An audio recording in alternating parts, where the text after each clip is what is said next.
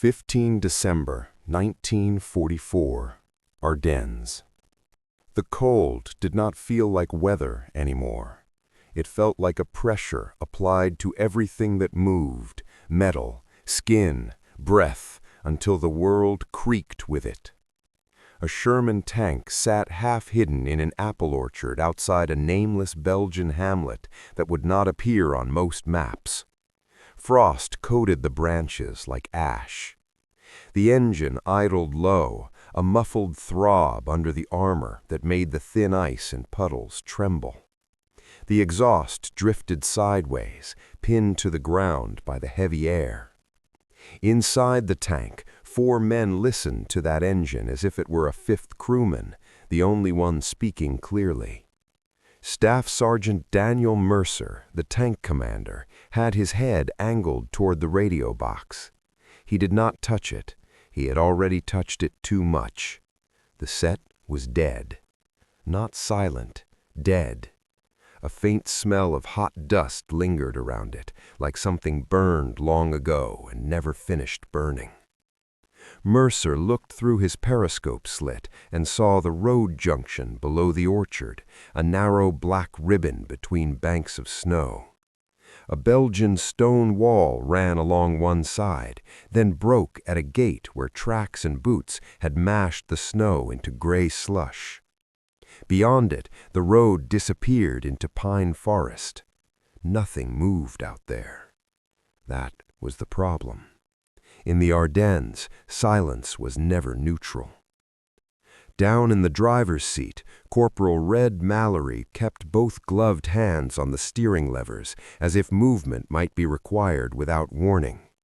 His hair, normally loud and copper-bright, was flattened by a headset strap and sweat that cooled faster than it could form. He stared straight ahead at darkness he could not see through. In the turret, Sergeant Louis K., the gunner, adjusted his cheek against the sight and exhaled through his nose. Each breath sounded too big in the cramped steel. His fingers flexed and reflexed around the firing handles, not from nerves alone, but from the way cold slowly stole fine motor control. Private First Class Eddie Novak, the loader, held a 76mm round cradled against his chest like a piece of frozen plumbing. The brass casing was cold enough to sting through gloves. He kept it close not because he needed it ready. He needed it real, tangible, something that said the Sherman still had a purpose besides waiting. Mercer's voice, when it came, was low and flat, the tone of a man speaking to keep the world from getting ideas. Stay buttoned. No silhouettes, no smoke. Mallory nodded without looking back. Kay did not move. Novak swallowed, the sound small in the hull. This was not where they were supposed to be. Mercer knew that with the same certainty he knew his own name. They had been ordered, clearly, explicitly, into reserve, hold in place, wait. The word reserve had been stamped in red on the battalion board. It had been said with the impatient confidence of staff officers who believed the front was a stable line, a problem managed. And yet here they were, forward, alone enough that even the radio seemed to have given up. A distant flare went up over the trees, white, slow, unnatural, hanging like a cold moon for a few seconds before falling behind the ridge. The flare's light briefly painted the forest in sharp black and gray and showed the orchard's skeletal branches. In that light, Mercer caught the glint of something down the road. Not a reflection from ice, a straight edge, metal. He did not announce it. He did not have to. Kay had seen it too. Then the ground carried a vibration so low it was more felt than heard. A heavy, steady pulse. Not artillery, not trucks, tracks. Mercer did not know how many German tanks were coming. He did know one thing with sudden clarity. If armor pushed through that junction, it would hit the thin American infantry line behind them like a fist through paper. The orchard, the junction, the frozen road, this small, quiet piece of Belgium was a hinge. If it broke, the whole front could swing. He had been in enough fights to know that battlefields were not shaped like maps. They were shaped like moments. He also knew that the only armor on this hinge was his Sherman. The front line, in the official sense, had not yet shifted. The counterattack, on paper, had not yet begun. On paper, the Ardennes was a cold forest where tired men waited out winter. On the ground, something was already moving. Mercer's mind went back 12 hours to warmth that wasn't warmth, just less cold, and to the way everything had started with a clipboard. They had been parked near Vielsalm, engines off, under camo netting that snapped in the wind like stiff fabric. Combat Command had been shuffling units, plugging gaps, talking about rest and refit, about replacements coming in after Christmas. Men joked about turkey and sleep, the way shipwreck survivors joke about yachts. In a drafty house farm that served as a command post, a young lieutenant with ink-stained fingers had read off orders from a sheaf of paper. The lieutenant's voice held no emotion.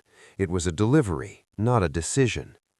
Mercer's platoon, 4 Shermans, was to remain in reserve behind the line, ready to move only on battalion command. Then, an hour later, a runner arrived with new orders. Not a suggestion, an order. 1 tank, Mercer's, was to move immediately to a road junction near a small hamlet and support infantry in holding it until relieved. The code name for the junction was written in pencil. The coordinate reference was a grid square that could have been either a forward defensive position or a rearward logistics point, depending on which overlay you used. Mercer had asked to confirm. He had asked because he had learned that war killed men who trusted paperwork. The lieutenant had been irritated.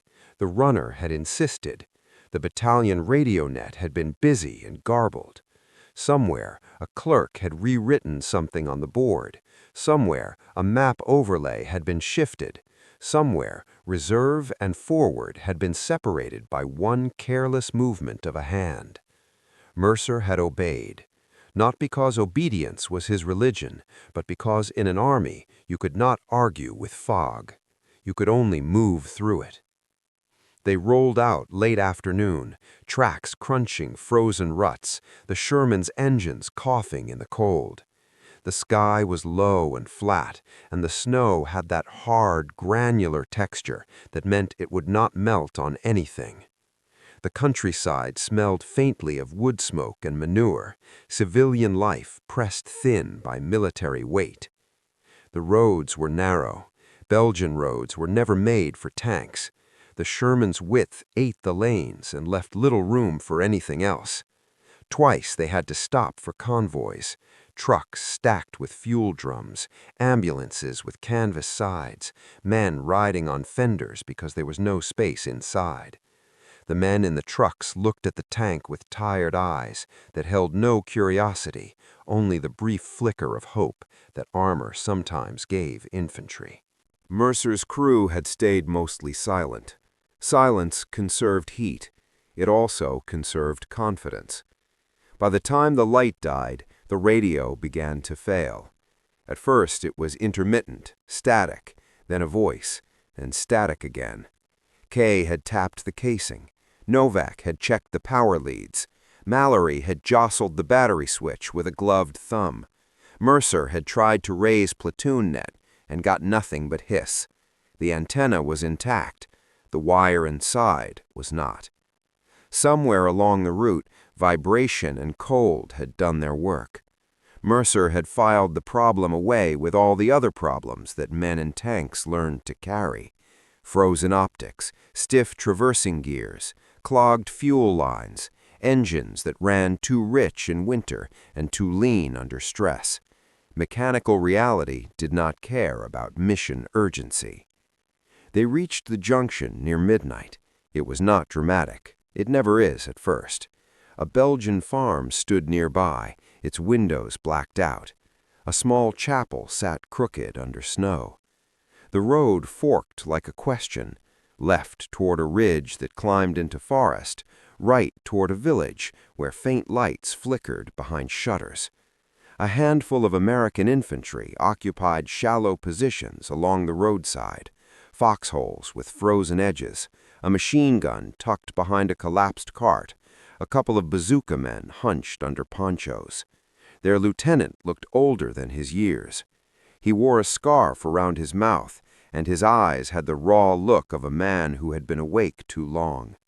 He met Mercer near the tank's hall, keeping his body low. "We didn't know we'd get armor," the lieutenant said, voice clipped, as if the words cost him heat. Mercer did not waste time on introductions. "Any word on enemy armor?" The lieutenant shook his head. "Patrols, movement, nothing confirmed." Mercer knew that meant they had heard something and were afraid to say it aloud. Everyone was afraid of being the first to call a storm.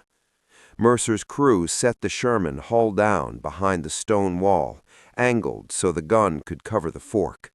Mallory eased the tank into position carefully, the tracks grinding softly. Kay aligned the gun down the road and adjusted the sight. Novak stacked rounds in the ready rack and checked the turret basket floor for ice. The tank smelled of oil and men and cold metal. The heater, such as it was, did little. Mercer climbed half out of the hatch to scan the road with binoculars. The orchard behind them was black, branches sketching thin lines against the low clouds. He saw nothing. But around 0300, the earth began to change, not with noise, with absence of it. Birds had been scarce all winter, but even the occasional rustle in brush stopped. The far-off engine sounds that drifted from rear areas, trucks, artillery tractors, faded. It was as if the forest itself was holding its breath. At 0430, a rumble started in the distance, deep and steady. Kay heard it first. Mercer saw his gunner's posture change, shoulders tightening as if a wire had been pulled. Mallory murmured something that sounded like a curse and a prayer combined. The infantry lieutenant crawled up to the stone wall, eyes wide, and pressed his ear to the frozen ground. He looked up at Mercer. "Tracks," he said, and there was no bravado in it. Mercer's radio remained dead. He could not report. He could not ask. He could not be told to fall back. He could not be told to stay. The paperwork that had sent him forward had now cut him loose. The first German vehicles appeared not as tanks, but as shapes, dark, low forms moving through the tree line. Half-tracks, likely. Infantry riding on the sides, hunched like men carrying weight. Their silhouettes were wrong for American vehicles, different spacing, different angles, a different arrogance in the way they moved. Mercer could have fired immediately. He did not. He let them come closer. He did it for one reason. He knew that a Sherman's strength in late 1944 was not its armor or its gun. It was surprise and angle. If German armor was behind those half-tracks, and Mercer believed it was, he needed the first shots to matter. Kay tracked the lead half-track through the sight, finger hovering. Novak waited with a round ready, breath shallow. Mercer counted the seconds with the patience of a man about to spend something he could not get back. When the lead half-track reached the fork, Mercer spoke. "Now!" The Sherman's gun cracked, the sound violent inside the tank, a hammer blow. The recoil shoved the turret. The shell struck the half-track's engine block, and the vehicle lurched and stopped like a puppeteered thing cut loose. Men spilled off it into snow, scrambling. Kay fired again, rapid, the turret rocking. The second shot hit the road just ahead of the half-track, throwing up frozen dirt and shattered ice. The explosion was small, but the effect was not. It created panic, and panic made men slow. The German infantry responded instantly. Machine gun fire snapped against the stone wall, bright sparks in the dark. The wall chipped and spat fragments. Bullets pinged off the Sherman's front plate like thrown gravel. Mallory kept the tank steady. His hands did not shake. They could not afford it. The bazooka team on the roadside fired at the half-track. The rockets streaked, hit too high, blew apart wood and canvas. The German soldiers moved, disciplined now, splitting into cover. For a few seconds, the fight was small, infantry against infantry, a tank firing into shapes. Then Mercer saw the first German tank. It emerged from the forest like a building sliding into view, a long barrel first, then the hull, then the turret, a Panther. Its silhouette was unmistakable, sloped armor, broad tracks, a predator's posture. It rolled forward without haste, as if it knew the road belonged to it. Mercer felt the crew's tension spike inside the tank. It was not fear alone, it was calculation.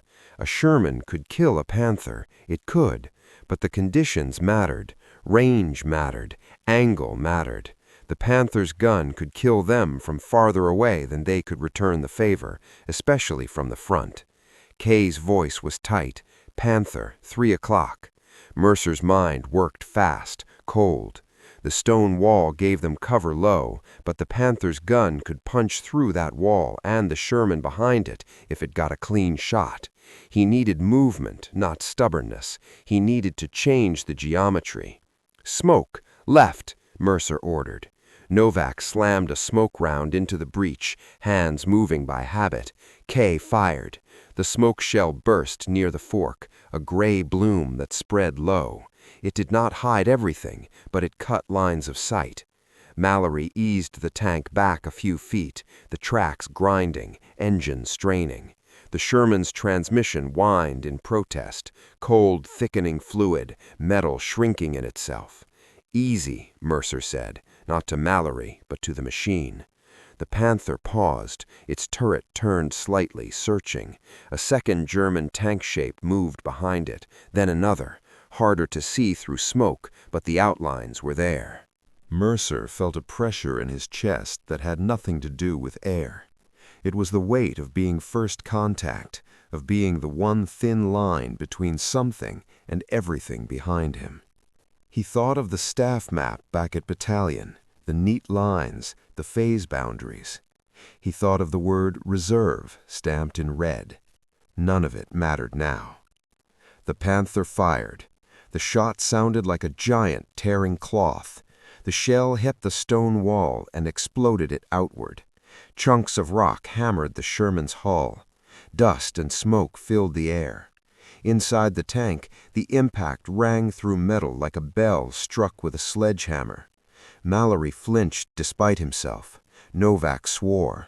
Kay blinked hard, eyes watering. Mercer did not wait for a second shot.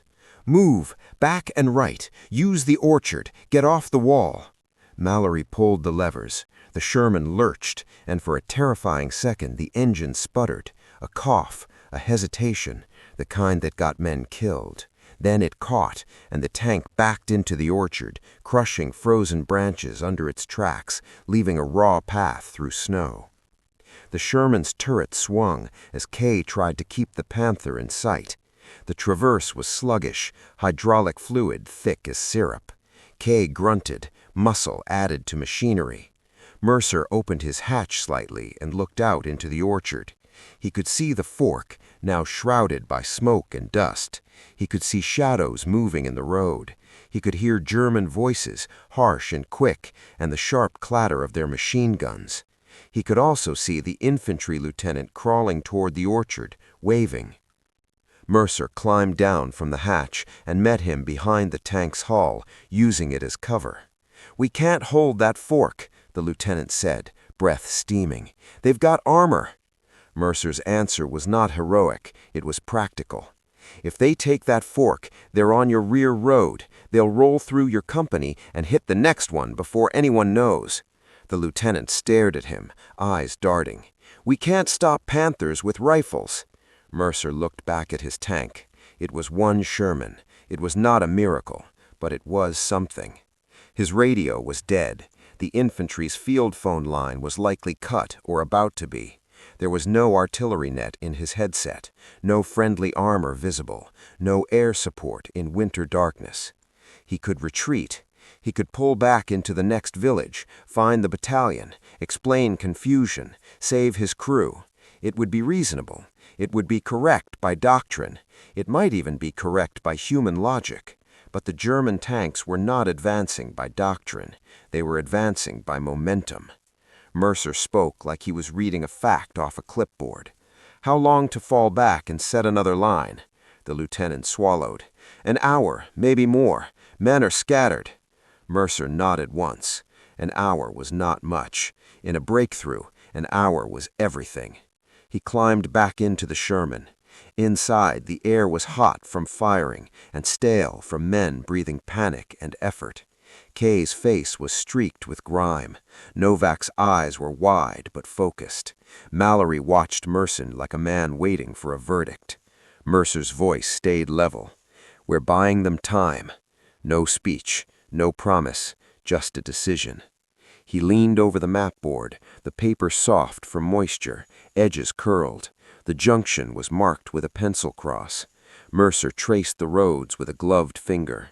There was a shallow ditch line to the right of the orchard, leading to a slight rise, enough for hull down again if they could get there. Red, take us to that rise. Keep the hull low. Lou, you're gonna need side shots. Don't waste rounds on frontal armor. Track, turret ring, side if it gives it. Kay nodded, jaw tight. Novak slid another armor-piercing round into place, his movement now automatic, almost calm. The Sherman crept through the orchard, branches scraping the hull with a dry sound like fingernails. It reached the ditch line and eased up to the rise.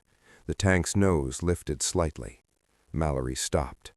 From this position, Mercer could see the fork through brakes and smoke.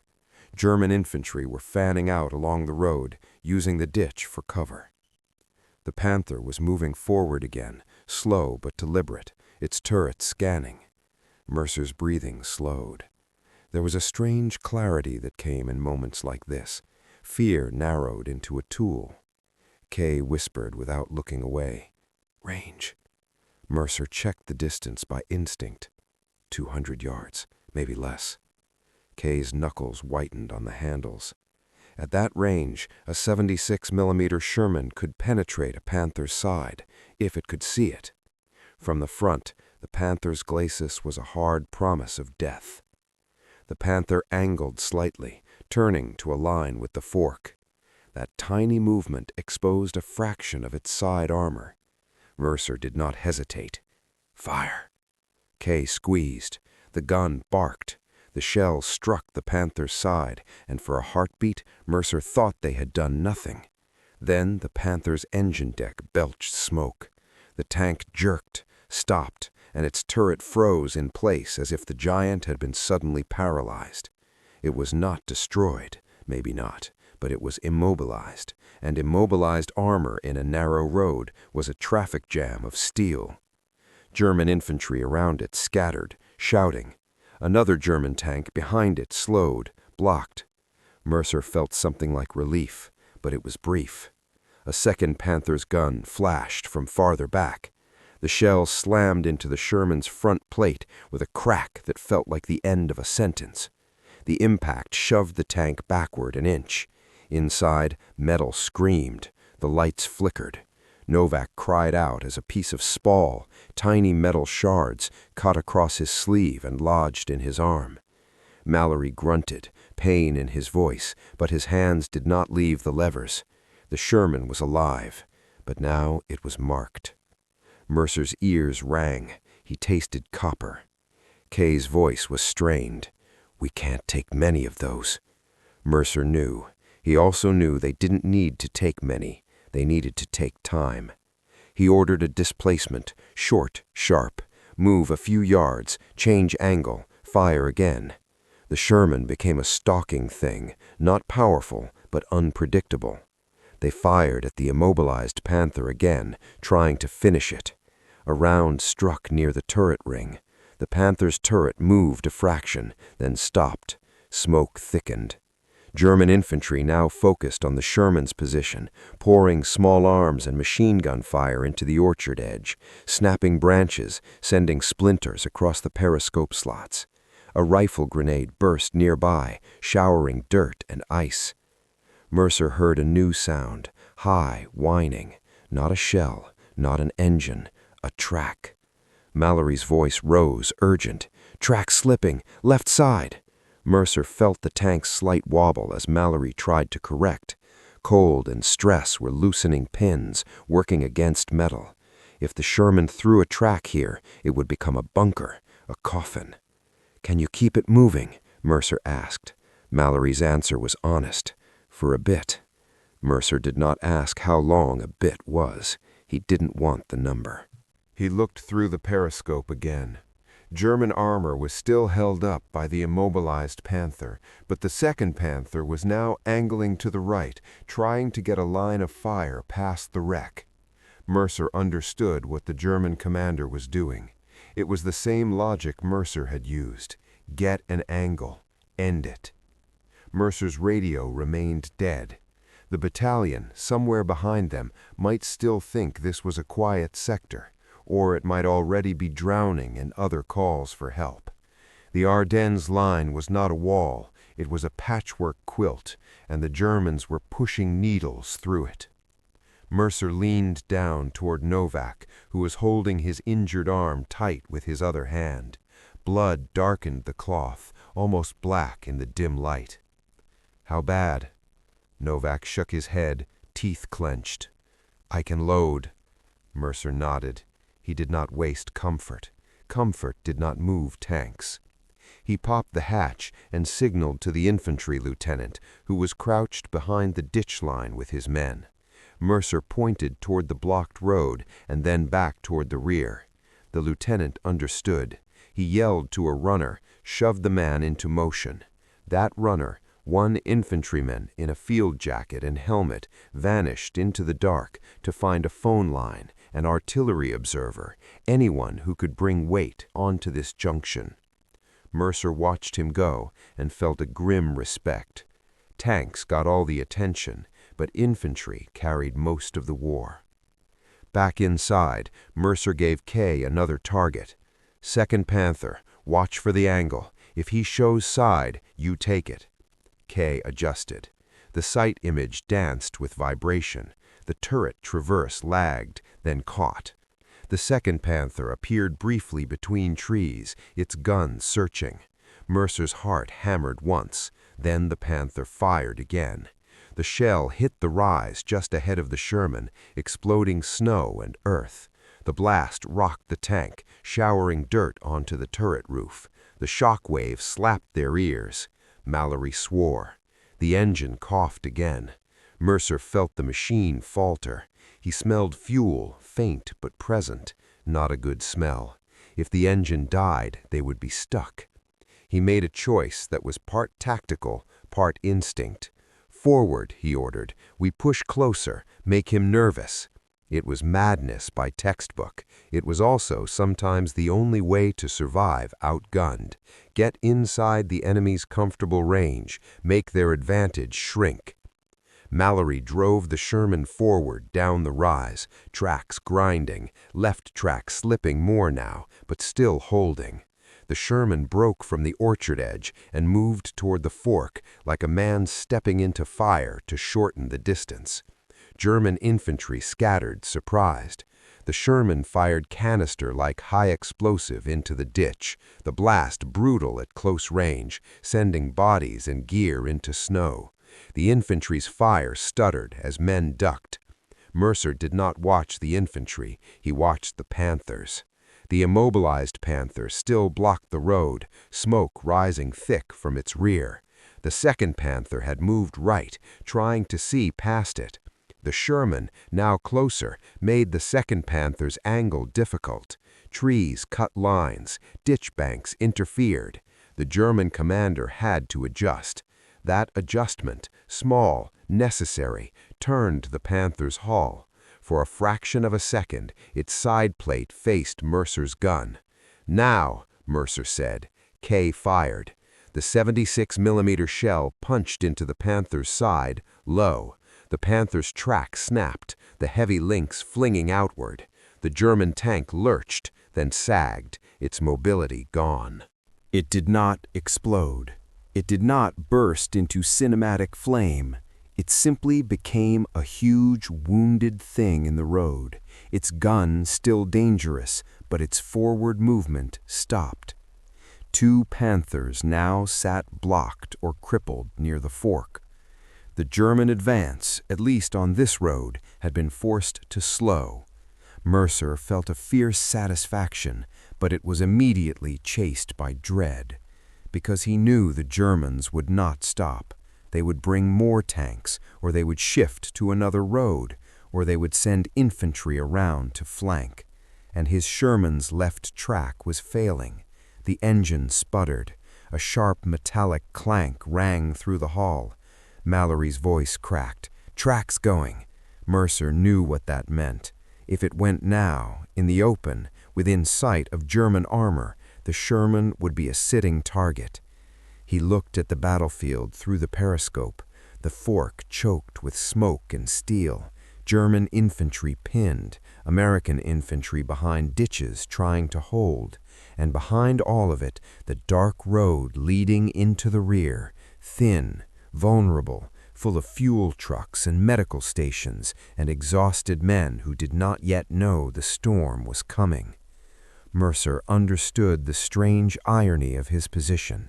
He had become the very thing doctrine said armor should avoid, a lone tank fighting a delaying action without support. He had not chosen it. A piece of paper had chosen it for him, and now only he could choose how it ended. He ordered the crew to do something that sounded almost gentle. "Red, ease us back behind the wall. If the track goes, I want it on our terms." Mallory tried. The Sherman backed, left track lurching, grinding. The tank made it halfway to the stone wall when the track finally slipped off with a violent shudder. The Sherman lurched and tilted slightly. The left side sank into the ditch. The machine stopped as if a string had been cut. Inside, the crew went still. A tracked vehicle without a track was a fort with no exit. Mercer stared through the sight. He saw German infantry shifting, some pointing. He saw the muzzle flash of a German tank's gun farther back, now getting a line. He spoke fast, but not loud. "Lou, keep firing. Eddie, keep loading. Red, kill the engine if we're hit. I don't want to fire." Mallory's face was pale. He nodded. Kay's voice was thin. "We're stuck." Mercer answered with brutal simplicity. "We're not done." The next German shell hit the stone wall and shattered it again, sending debris into the Sherman's hull. The impact made the tank ring. The periscope glass cracked, spiderwebbing. Novak hissed in pain as another piece of spall cut his cheek. Blood ran warm, immediately cooling. Mercer tasted smoke.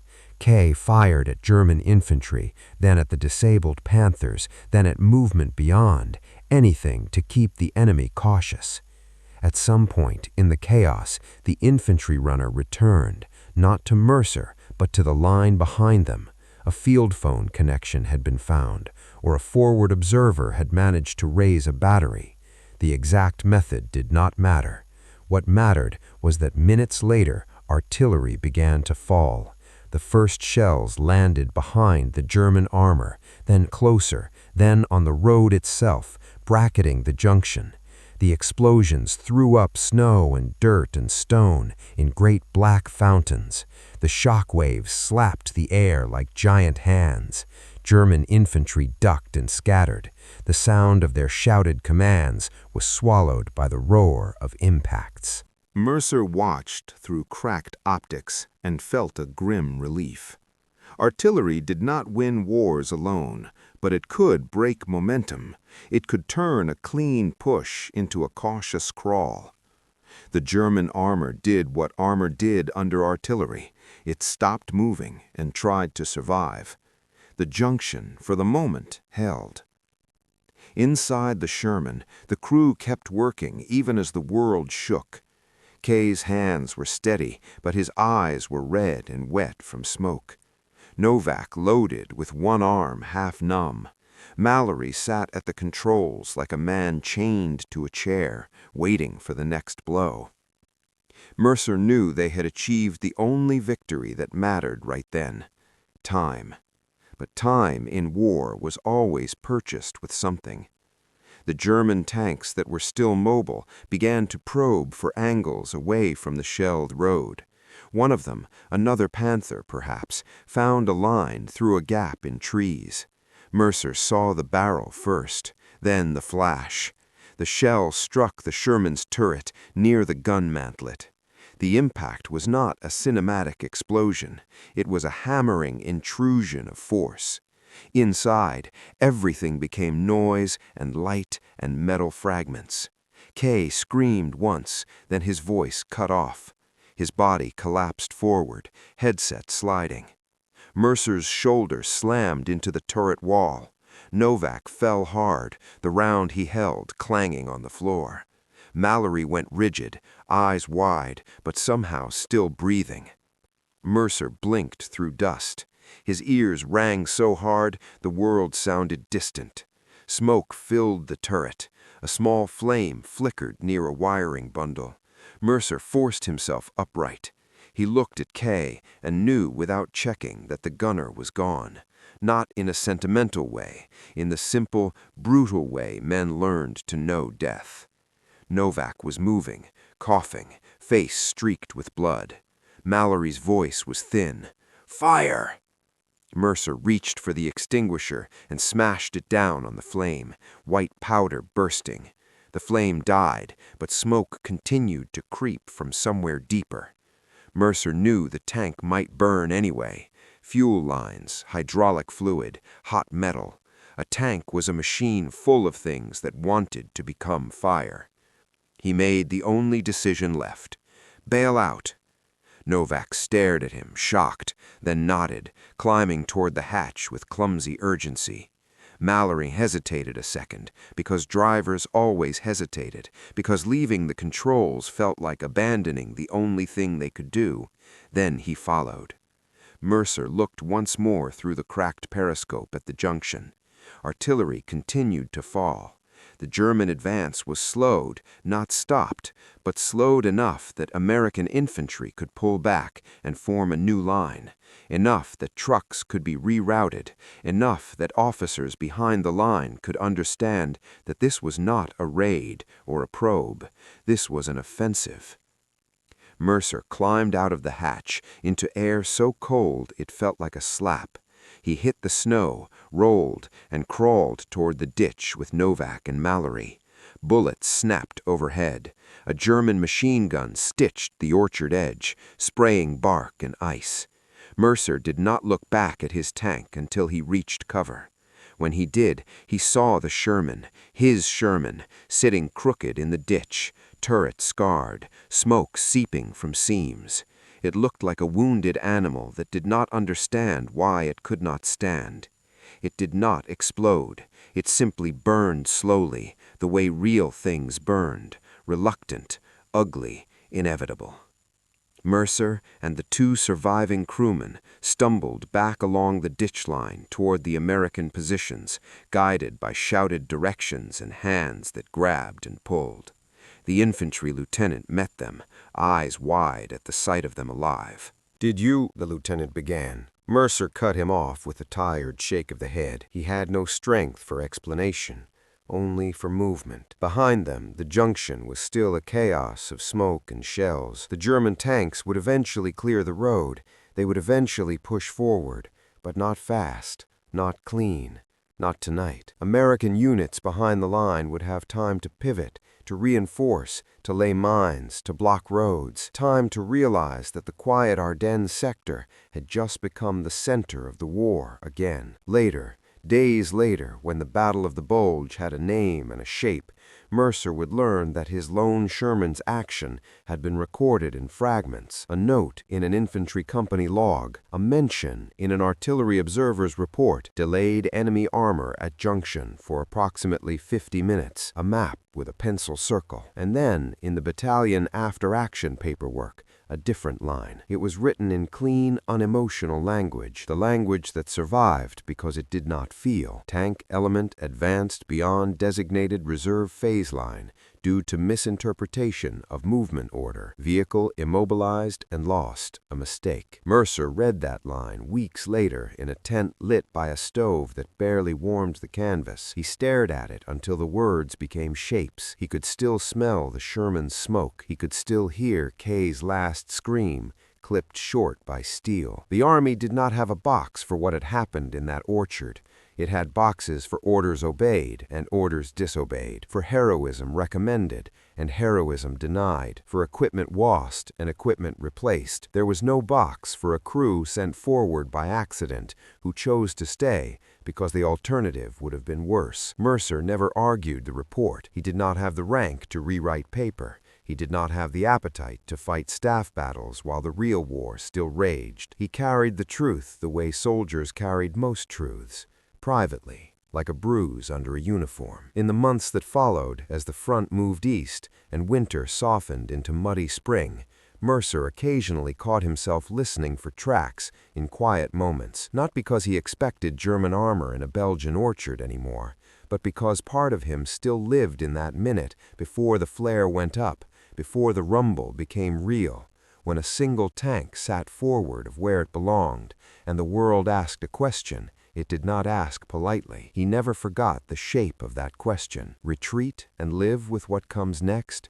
or stay and become the first barrier. In late 1944, in the Lens Ardennes, a misfiled order had pushed a Sherman onto the hinge of a front line. The crew had not been supposed to advance, but when the counterattack came, they were the only steel in the road, and for nearly an hour, that was enough.